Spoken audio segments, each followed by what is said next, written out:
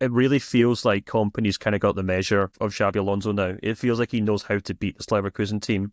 The thing that really stood out to me in both legs was just how tenacious Bayern were off the ball in the first 20 minutes. They're not typically a team that counter press in the traditional sense. You know, they're not like Pep Guardiola's old Barcelona side. They're not like Klopp's Dortmund or Klopp's Liverpool. They're obviously a team that, traditionally speaking, and typically in the Bundesliga for Kompany, hold on to possession and they try and break teams down because that's just the way it is for Bayern Munich in the Bundesliga. But Kompany clearly saw a way to beat Leverkusen, which was by making them very uncomfortable from the get-go, making sure Leverkusen don't get into the rhythm, they don't get into their kind of set ways of kind of dominating a game, they don't allow that defence to settle and Granit Xhaka to perch in that kind of circle spot and start dictating play. It caused havoc in the first leg and it caused havoc in this leg. And, you know, if you look at the pass marks for Leverkusen, they were atrocious. But, you know, Bayern Munich set up perfectly well. They completely neutralised Frimpong with having Alphonso Davies on the left side because he can match him man for man.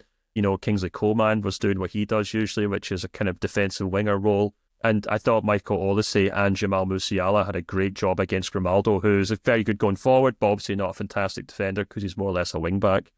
And yeah, it's just interesting. Like I said to our subscribers, it feels a bit like when Bayern Munich finally figured out how to beat Klopp's Dortmund, and from then on in, the kind of fear factor had gone, and, you know, bit by bit, that rivalry just kind of crumbled to a point where Bayern Munich just kind of reasserted themselves as the kind of undisputed champions of German football. And it feels like, you know, Kompany has managed to do that this season, and he deserves a huge amount of credit for that because, you know, we said during the group stages that they'd managed to tie down the Bundesliga perfectly well. They'd set up a system that got maximum points out of those league games. But in these kind of one-off Champions League ties or one-off games against Leverkusen, they're still a bit wanting, tactically speaking. But over these two legs, I think Kompany has adjusted his tactics, adjusted his system. The players now know what they're doing, and they look far better for it. And, you know, I said it full time on social media that, you know, a lot of people were sneering. I know I have been critical of Kompany throughout the season, but I did actually write an article at the start of the season explaining why Bayern Munich had gone for him and why they'd signed this guy who'd